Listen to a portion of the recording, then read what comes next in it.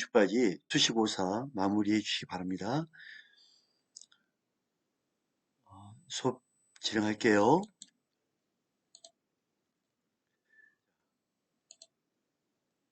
이 시간에는 단독 관할 사건에 대해서 알아보겠습니다.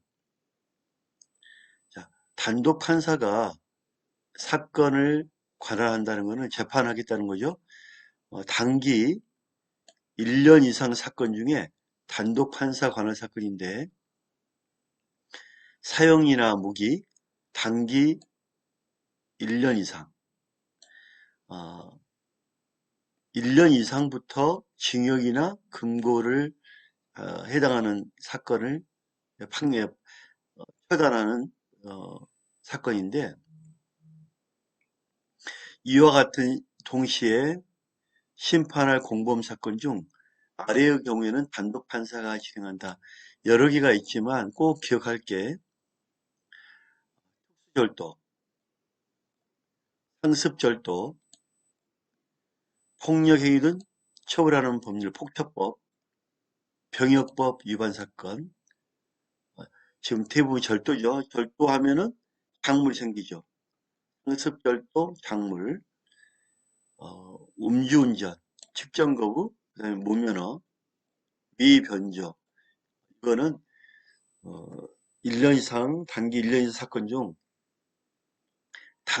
단독 판사가 맡고 있다 이렇게 보시면 되고요. 빨간 거는 꼭 기억해 주시기 바랍니다. 특수절도, 상습절도, 작물. 한 번 더 체크할게요. 특수절도, 상습절도, 상습절도, 작물, 병역법 위반. 상습절도가 두 번 나오죠. 이거는 특가법에 5조 3항에 뺑소니, 5조 4, 5항 제1호 제3호 상습절도 작물, 그 다음에 도로교통법, 음주운전 직전거부, 병역법 꼭 여러분 기억해 주시기 바랍니다.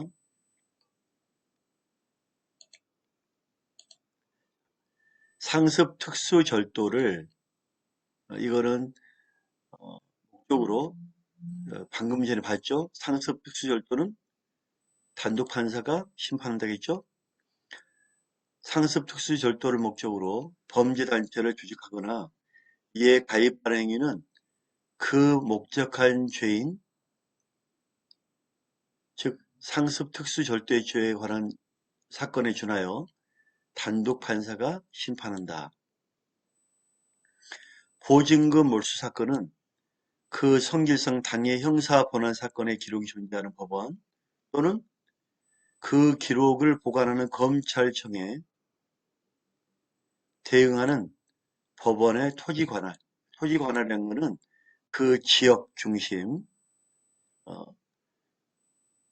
고유관할, 법으로 정한 관할에는 사물이라는 건 1심이냐, 2심이냐, 3심이냐, 토지, 그 관내 토지냐, 사물이 어디가 있느냐, 그래서 떨어지죠. 정확하게 관내라고 표현하는데 관내로 떨어지는 그런 관할은 법정 관할로 묶어놨습니다. 그래서 그 중에 하나는 토지 관할인데 토지가 현재 범죄 사건이 일어난 토지가 어디 위치냐, 어디 관할이냐, 토지 관할. 그 법원이 지방 법원인 경우에는 사물 관할, 사물이 어디 있냐. 법원조직법 제7조 사항 규정에 따라 지방 법원 단독 판사에게 들어간다. 즉 보증금 몰수는 그 관할 보증금 몰수 사건은 큰 사건은 아니잖아요, 그죠? 그래서 그 관할 검찰청에 대응하는 법원의 토지 관할에 속하고 그 법원이 법인이다 그러면 역시 지방이니까 사물 관할 따라서 단독 판사에게 속한다 이렇게 보시면 됩니다. 소송 절차 계속 중에 보석 허가 결정 또는 취소 결정 등을 권한관할법원인 1심, 합의부, 항소심인 합의부에서 한 바 있다 하여 그러한 법원이 사물 관할을 갖게 되는 건 아니다. 예, 판례가 있습니다.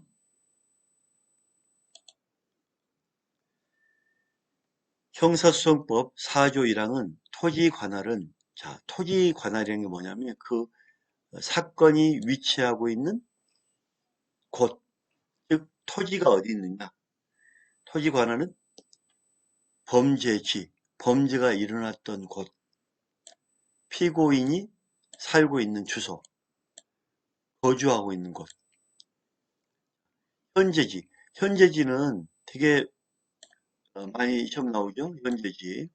현재란 거는 범인으로 지목되어 체포된 곳, 현재, 지금 범인이 있는 곳, 현재지. 되게 많죠. 범죄지, 주소지, 거소 또는 현재지.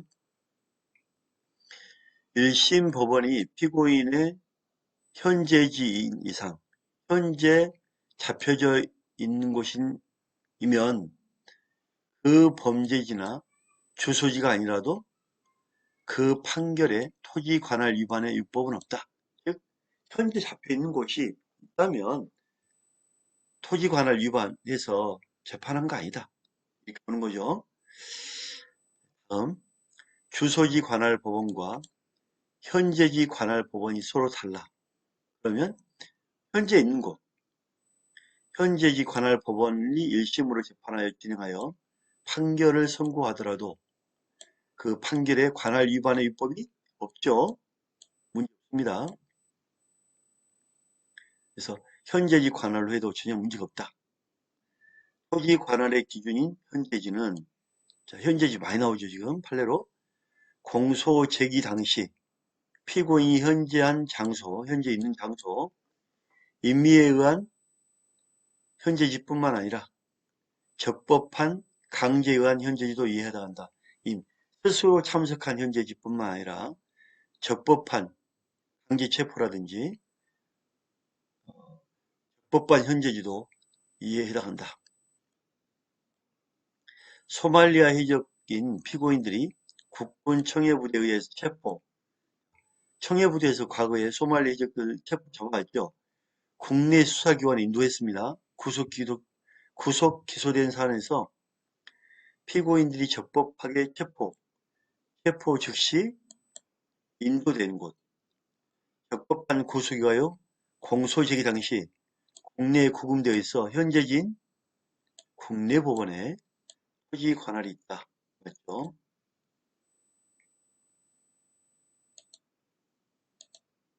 자, 여러분 그 심극 관할에 대해서 제가 그림을 그려봤는데 1심과 우리는 2심과 30이 있죠. 총 1심에서 3심까지는 3, 6, 18, 18개월 걸린다고 그랬죠. 끝까지 가면 지방법원 단독 판사 단기 1년 이상, 단독이니까 단기, 혼자니까 단기 1년 이상, 단독이니까 여기에는 특수절도, 상습절도, 무면허, 뺑소니, 음주운전 등은 단독 판사라고 그랬죠. 단독 판사가 1심을 맡으면 그 지방 법원의 본원의 합의부에서 2심을 맡습니다. 마지막은 대법원 다 있죠. 30은 무조건 대법원입니다. 자, 그런데 지방법원, 여기 본원이죠. 본원 여기는. 자, 지방법원 합의부에서 맡게 됐습니다. 단독 판사보다 더 큰 사건들 판결 결정을 해서 문제가 있다면 바로 고등법원으로 갑니다. 고등법원 이후에 대법원을 갑니다. 자, 우리가 여기서 주의할 거는 지방법원 본원 합의부다. 본원 합의부다. 꼭 이렇게 기억하시면 됩니다.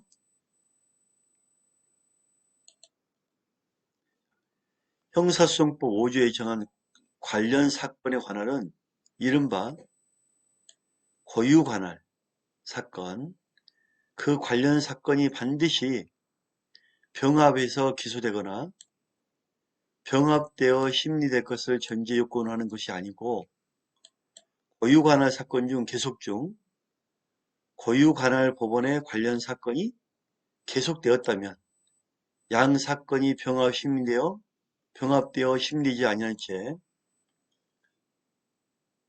고유 사건에 대한 심리가 먼저 종결되었다 하더라도 관련 사건에 대한 관할권은 여전히 유지된다.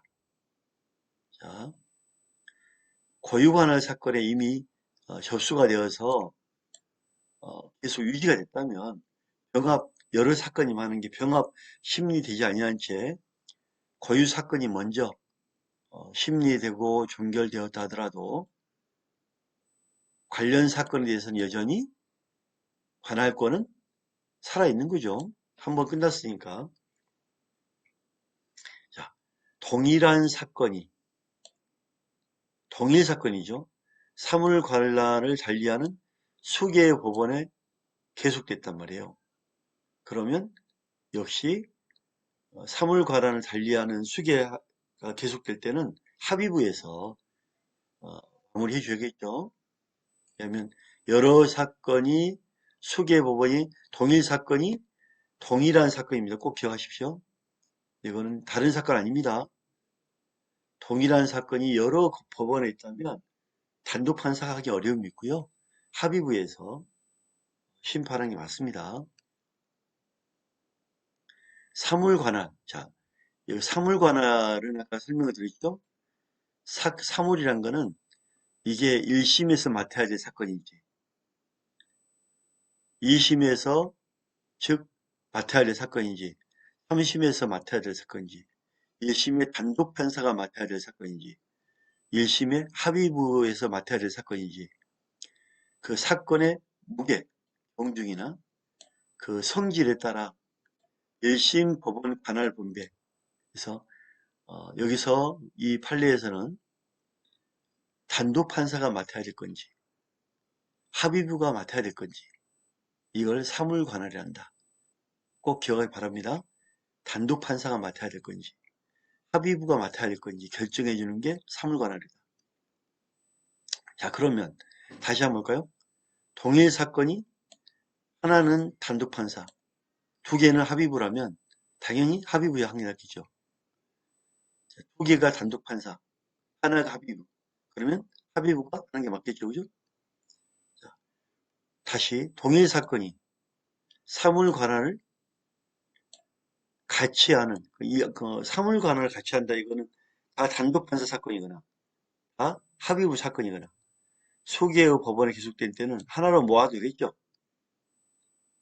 토지 관할의 경합에는 먼저 같으니까 사물은 같으니까 먼저 공소를 받은 법원이 심판하는 게 맞겠죠. 그죠? 어차피 사물 가란이 같다면 먼저 받은 법원에서 해라. 그래서 선착수 원칙. 단, 각 법원에 공통되는 직근 상급 법원은 검사나 피고인의 신청에 의하여 결정으로 물론 선착수하지만 예외적으로 뒤에 공소를 받은 법원으로 하여금 심판하게 할 수도 있다. 꼭 원칙이란 건 없죠, 그죠? 하지만 예외란 건 없죠. 원칙은 선착수. 먼저 재판을 받고 있는 법원에서 재판해라. 근데 예외적으로 검사나 피고인이 신청이 있다면 뒤에 받은 법원으로 하여금 하게 할 수 있다. 봅니다. 고유의 법정 관할 표시하는데요.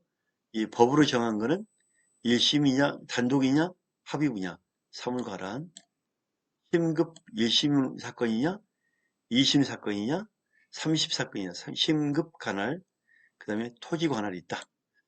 단독 판사 관할은 1심은 원칙적으로 단독 판사가 한다. 단기 1년 이상. 아까 말한 특수절도, 상습절도, 작물, 무면허 운전, 음주운전, 도주죄, 뺑소니, 병역법 위반, 단독 판사합니다. 폭처법, 단독 판사합니다. 합의부 관할, 합의부에서 할 것으로 심판할 것으로 합의부가 결정한 사건. 따라서 단독 판사의 사물 과란에 속한 사건이라도 합의부에서 하겠다고 그러면 합의부에서 심판할 수 있다. 자, 사형, 무기, 단기 1년 이상의 징역, 금고에 해당하는 사건. 이와 동시에 심판을 공범사건. 자, 단기 1년 사건은 아까 단독 판사가 있죠? 공범사건. 지방법원 판사에 대한 제척 깊이. 나는 저 판사에게 못 받겠다. 제척 깊이. 다른 법률에 의하여 지방법원 합의부의 권한에 속하는 사건 등 포괄적으로 단독 판사의 사건이라도 합의부에서 뭐한다? 심판할 수 있다. 합니다. 단독 판사에 관한 사건이라 하더라도 제척 깊이가 들어오거나 공범 사건이거나 합의부 권한에 속하거나 그래서 이러한 것은 합의부에서 할 수 있다. 이렇게 보셔야 됩니다.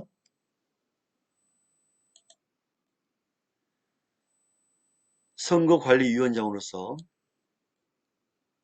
공직선거 및 선거부정방지법 위반 혐의 사실에 대하여 수사기관에 수사의뢰한 법관이, 자, 법관이 수사의뢰했죠. 당이 형사 피고 사건에 재판하는 경우 내가 의뢰를 했는데 나중에 내가 재판을 해. 문제될 거 없죠? 원래 문제된 거는 그 사건에 결정적으로 관여했던 판사라면 안 되죠. 근데 그냥 신고만 했는데 의뢰했는데 뭘 뭐 관여했다 하겠습니까? 그죠? 관여한 건 없죠. 그것이 적절하다고 볼 수는 없으나 형사소송법 17조 6호의 제척 원인인 법관이 사건에 관하여 자, 법관이 사건에 관하여 사법경찰관의 직무를 행한 때, 즉 사법경찰관의 직무란 것은 사건 조사, 현행범 체포, 신문 이런 것들은 다 사법경찰관의 직무죠.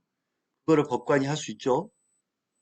이런 걸 했다면 문제가 있는데 안 했다면 이에 해당한다고 할 수 없다. 자, 파기환송 2심이나 1심에서 2심으로 서류를 올립니다. 항고합니다. 항고한 거를 2심에서 파기해서 보냅니다. 판결 전 파기환송 원심에 관여한 재판관이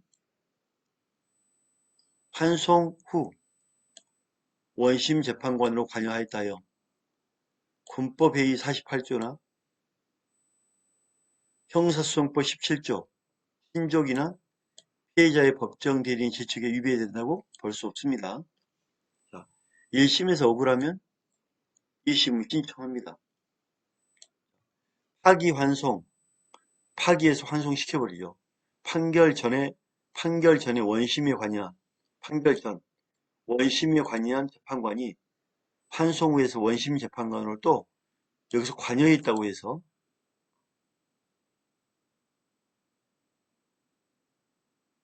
17조 제척의 위반이다. 그렇게 볼 수는 없다는 겁니다. 우리나라 대법원은 1심과 2심 법원에서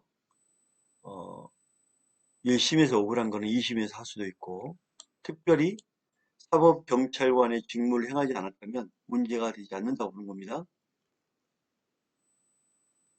상고심 판결을 한 법관이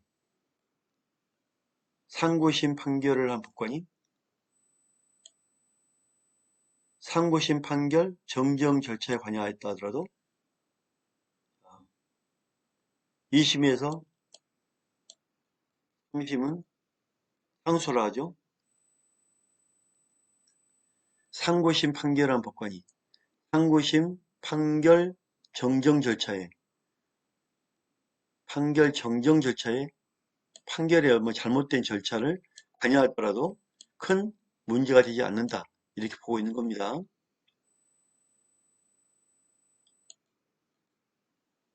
자, 첫 번째 수업 마치겠습니다. 감사합니다.